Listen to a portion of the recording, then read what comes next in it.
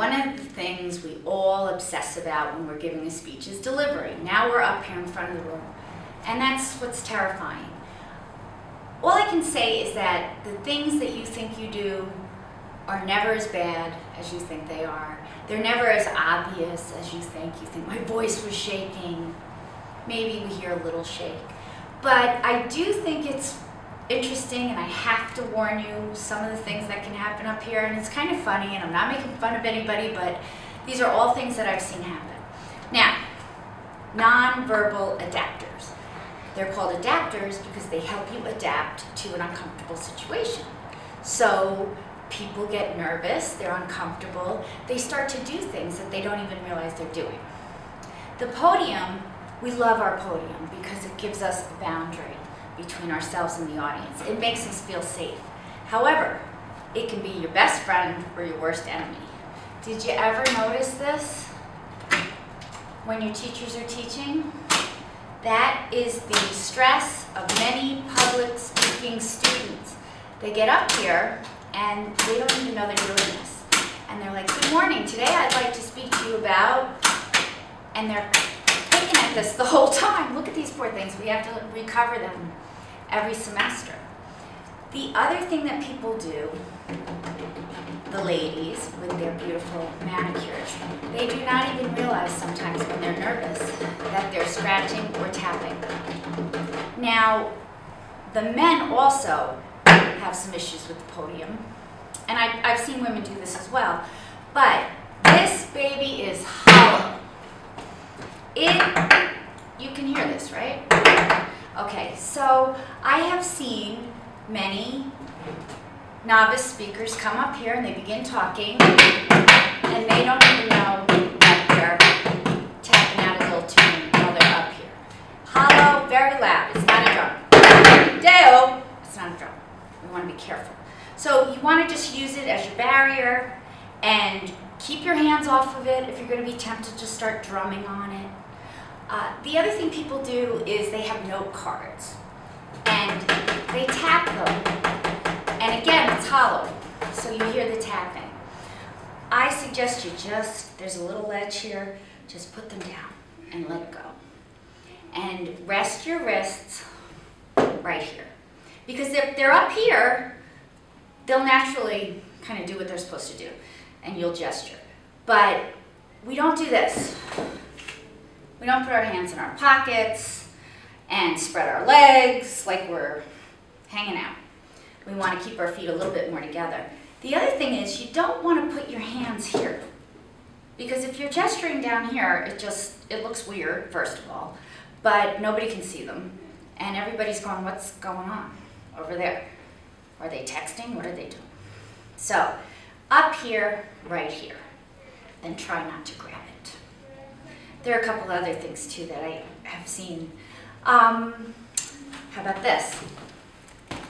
Yep, I see this several times this semester.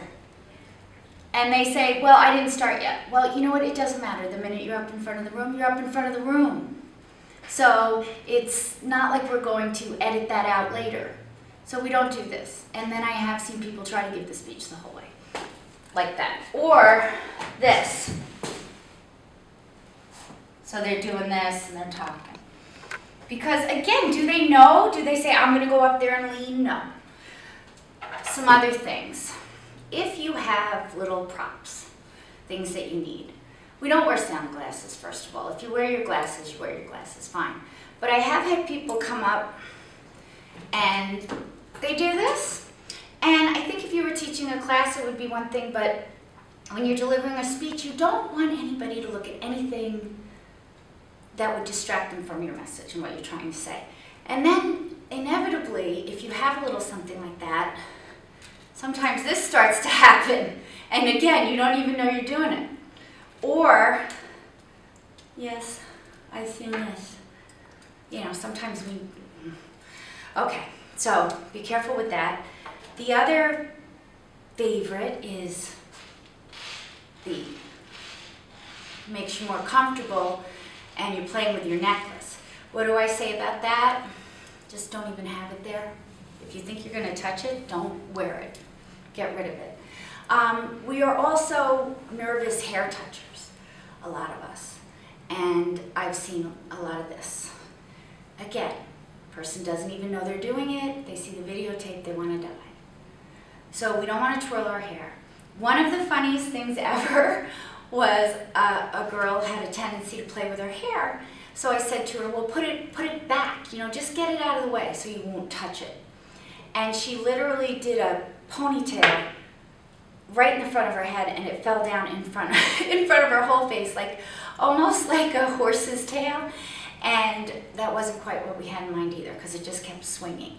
Sometimes people try to hide with their hair, and they don't even realize they're doing that. And they're like, well, this is just the way I wear my hair. Well, that's not what we do, okay? We want to own our speech and be out there in front of it.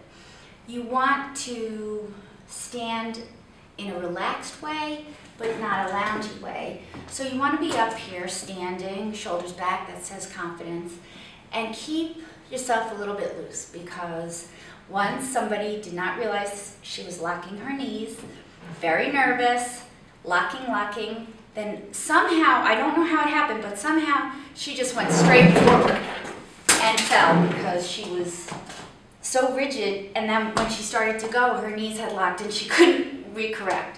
So that's another thing you want to watch out for. Anything you think is going to get in the way, get rid of it. Put the hair back. Get the jewelry off. The jewelry hitting the podium can be a problem. Rings, things like that. Necklaces, chains. We also don't wear, you know, chicks dig me. Like, we don't wear the t-shirt that has a saying on it because, again, that's a little distracting. So minimize your appearance so that your words come through.